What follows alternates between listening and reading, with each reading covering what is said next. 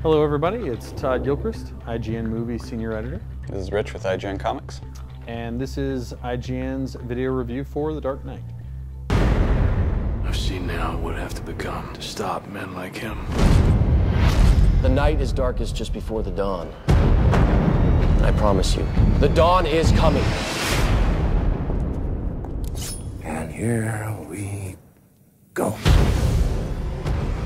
One of the biggest things people are curious about in terms of The Dark Knight is how it continues and maybe develops some of the ideas that were created in Batman Begins.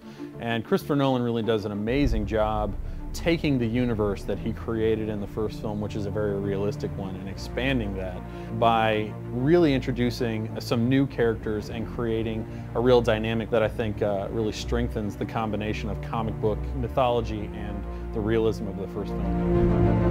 Picking up on the idea of escalation from the first film, characters are manifested in two principal ways in The Dark Knight. The first would be the Joker on the side of evil, and he basically represents anarchy and crushing the societal order that is in Gotham.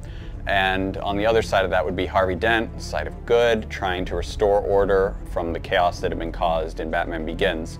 And basically in the middle of the two of them is Batman himself, who, while working outside of the law, so in a sense on Joker's side, he's still trying to achieve Harvey Dent's ideals and goals for the city. The Joker, a lot has been said about Heath Ledger's performance, and he is of course incredible in the film. The Joker himself, though, is kind of a mix of everything that has come before, both from comics and films, no matter where you've seen him, and mixes them all together into something that is familiar to fans, yet entirely unique. Harvey Dent, on the other hand, plays out a little bit how you'd expect, but that's not necessarily a bad thing. The entire movie becomes about Dent's journey from stepping in as a fresh DA to what some might see as a tragic downfall as he clashes with the Joker for control of Gotham. In an interesting way, even though Batman isn't entirely the soul of the movie, everything that you see in this film stems from what he did in the first film and his actions throughout this. Rich brings up a couple of really important points in terms of the success of this film, not only in terms of its idea of escalation,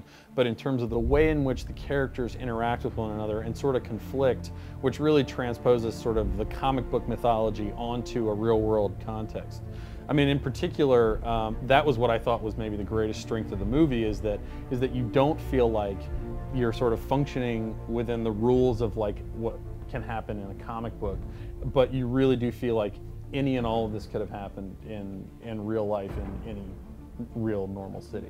Yeah, it's really interesting because while I was watching the film, I mean, through the opening acts, I was like, okay, good, this is great, but moving along.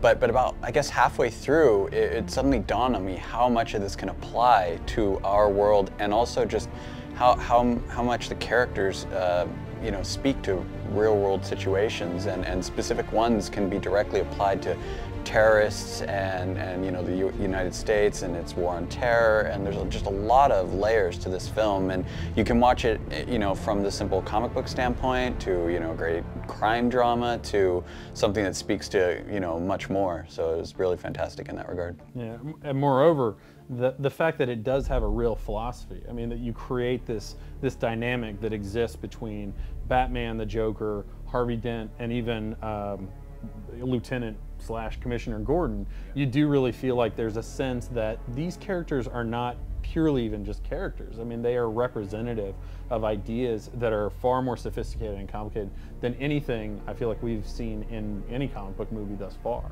Yeah, I mean, absolutely. I mean, really, the only two that even come close, and I don't feel they even reach what Dark Knight accomplishes, are Batman Begins and Spider-Man 2. And Batman Begins feels like a warm-up to this, and then Spider-Man 2 is a much more personal journey, so it feels much smaller.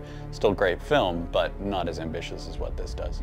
And this film is also extremely dark and intense. As a matter of fact, quite frankly, I was a little bit surprised that it managed to get a PG-13 because not so much because there was graphic violence as just sort of the general level of menace and intensity.